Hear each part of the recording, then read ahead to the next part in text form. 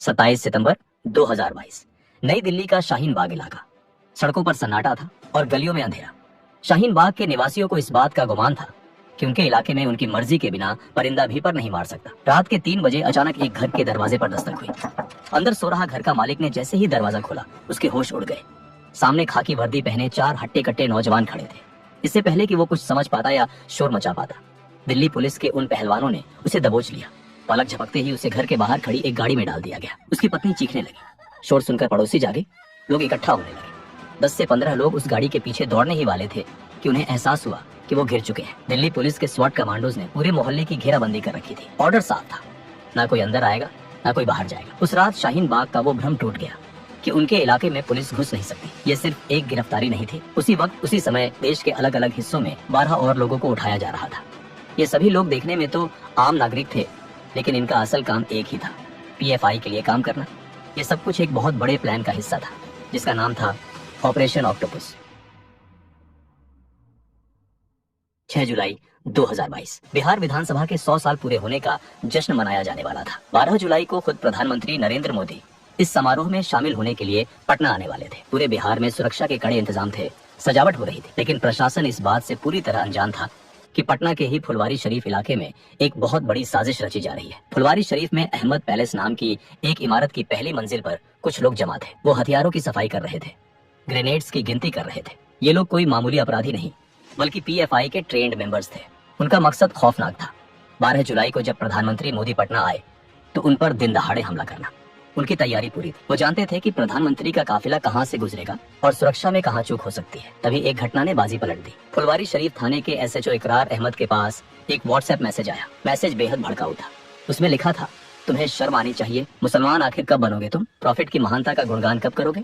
कल जुमे की नमाज है, नया टोला की जामा मस्जिद पहुंचो और अपने रसूल को साबित करो। इस मैसेज ने पुलिस के कान खड़े कर दिए। पहले तो एक 0 एफआईआर दर्ज की गई, लेकिन जैसे ही पीएम मोदी के दौरे की तारीख नजदीक आई, सुरक्षा एजेंसियां अलर्ट मोड पर आ गईं। बिहार पुलिस ने उस व्हाट्सएप मैसेज की तह तक जाने का फैसला किया। जांच की आंच फुलवारी शरीफ के अहमद पैलेस तक जा पहुंची। 11 जुलाई को पुलिस ने वहां छापा मारा। वहां का नजारा देखकर पुलिस वालों के पैरों तले जमीन खिसक गई। वहां सिमी का पूर्व सदस्य अतहर परवेज और झारखंड पुलिस का एक रिटायर्ड दरोगा मोहम्मद जलालुद्दीन मौजूद थे। वो वहां युवाओं को हथियार चलाने की ट्रेनिंग दे रहे थे। लेकिन सबसे खतरनाक चीज जो वहां मिली वो था एक 7 पन्नों का डॉक्यूमेंट।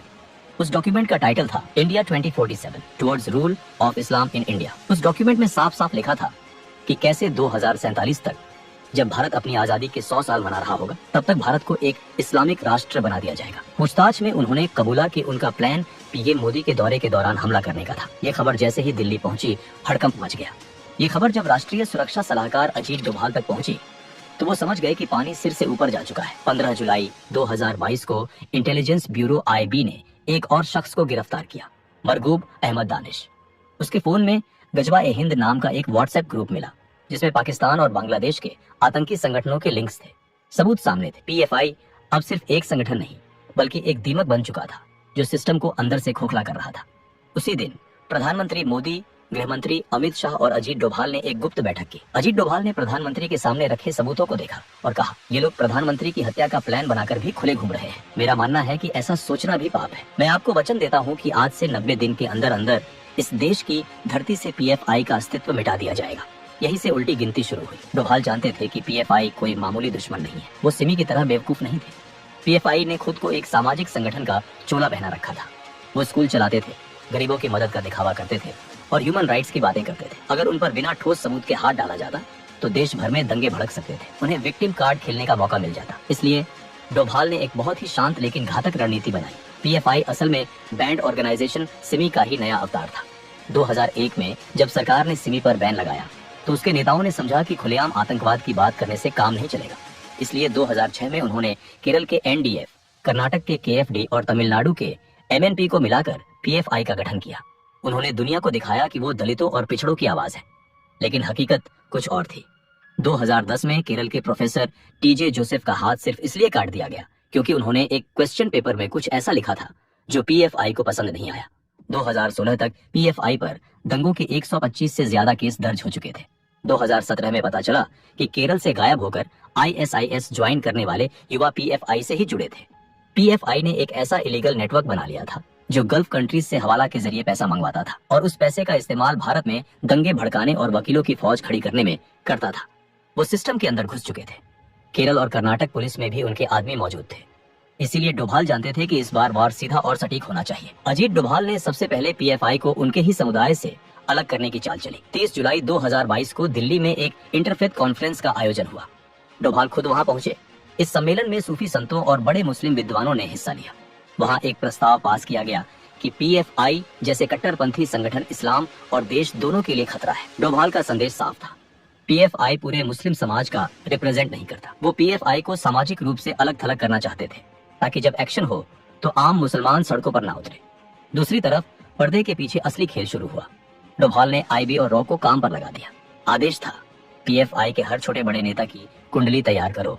वो क्या खाते हैं, कहाँ जाते हैं, किससे मिलते हैं, उनके बैंक खातों में पैसा कहां से आता है। अगले 2 महीनों तक भारत की एजेंसियां पीएफआई के पीछे लग गई। पीएफआई के नेताओं को भनक तक नहीं लगी कि उनके फोन टैप हो रहे हैं और उनके ड्राइवरों से लेकर रसोइयों तक पर नजर रखी जा रही है। अगस्त का महीना आते आते डोभाल के पास पीएफआई के हर काले कारनामे का डोजियर तैयार था। अब वक्त था एक्शन टीम बनाने का। डोभाल ने देश भर से ऐसे पुलिस अफसरों को चुना जो निडर थे और जिनका रिकॉर्ड बेदाग था, खास तौर पर उन राज्यों से जहां पीएफआई मजबूत थी, जैसे केरल, कर्नाटक, तमिलनाडु, महाराष्ट्र और उत्तर प्रदेश। इन अफसरों को दिल्ली बुलाया गया, लेकिन किसी को नहीं बताया गया कि मिशन क्या है। 4 अगस्त को गृह मंत्री अमित शाह कर्नाटक गए। वहां उन्होंने कर्नाटक के मुख्यमंत्री और गृह मंत्री के साथ गुप्त बैठक की। बाहर मीडिया को लगा कि ये कोई राजनीतिक दौरा है, लेकिन अंदर पीएफआई के खात्मे की स्क्रिप्ट लिखी जा रही थी। सबसे बड़ी चुनौती थी कॉन्फिडेंशियलिटी। अगर खबर लीक हो जाती तो पीएफआई के नेता अंडरग्राउंड हो जाते। इसलिए डोभाल ने एक और चाल चली। 2 सितंबर 2022 को प्रधानमंत्री मोदी को केरल के कोच्चि में INS विक्रांत का उद्घाटन करने जाना था।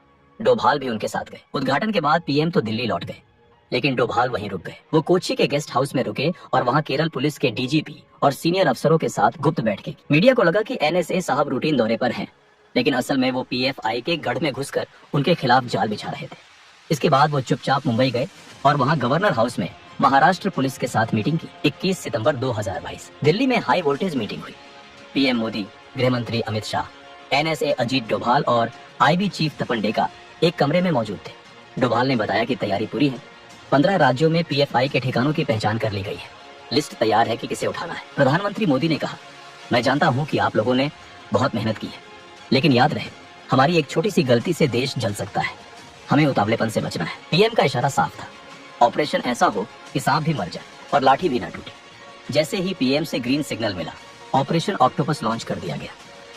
राज्यों की पुलिस को सिर्फ इतना बताया गया कि स्टैंड बाय पर रहो। उन्हें टारगेट की जानकारी बिल्कुल आखिरी वक्त पर दी गई। ऐसा इसलिए किया गया क्योंकि इंटेलिजेंस को शक था कि स्थानीय पुलिस में पीएफआई के इन्फॉर्मर हो सकते हैं। 22 सितंबर की सुबह जब दुनिया सो रही थी, भारत के इतिहास का सबसे बड़ा एंटी टेरर ऑपरेशन शुरू हुआ। NIA और ED की टीमों ने CRPF की मदद से 15 राज्यों में 93 जगहों पर एक साथ धावा बोल दिया। केरल, जहां पीएफआई का हेडक्वार्टर्स था, वहां उनके चेयरमैन OMA सलाम के घर का दरवाजा तोड़ा गया। दिल्ली में पीएफआई के राष्ट्रीय अध्यक्ष परवेज अहमद को बिस्तर से उठाया गया। कर्नाटक, तमिलनाडु, यूपी, बिहार, हर जगह एक ही कहानी थी।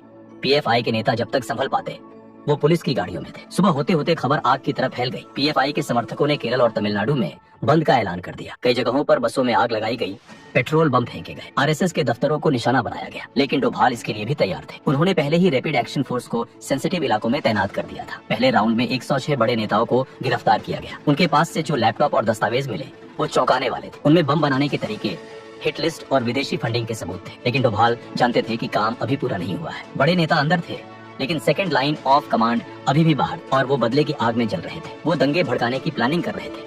पीएफआई को लगा कि शायद मुसीबत टल गई है। वो अपने बचाव की कानूनी तैयारी कर रहे थे, लेकिन डोभाल ने उन्हें संभलने का मौका ही नहीं दिया। ठीक 5 दिन बाद 27 सितंबर की रात को ऑपरेशन ऑक्टोपस का दूसरा चरण शुरू हुआ। इस बार निशाना वो नेता थे जो दंगों को जमीन पर अंजाम देने वाले थे। शाहीन बाग से लेकर निजामुद्दीन तक और मैसूर से लेकर मालेगांव तक एक बार फिर पुलिस ने दरवाजे खटखटाए। इस बार राज्य पुलिस ने कमान संभाली। 7 राज्यों में ताबड़तोड़ छापेमारी हुई और पीएफआई के बचे खुचे नेटवर्क को तहस नहस कर दिया गया। 170 से ज्यादा और गिरफ्तारियां हुई। अब पीएफआई के पास ना नेता बचे थे, ना पैसा, और ना ही कोई प्लान बनाने वाला। पीएफआई का पूरा ढांचा ताश के पत्तों की तरह बिखर चुका था। वो समझ ही नहीं पाए कि उनके साथ क्या हुआ। ऑपरेशन का ग्राउंड वर्क पूरा हो चुका था।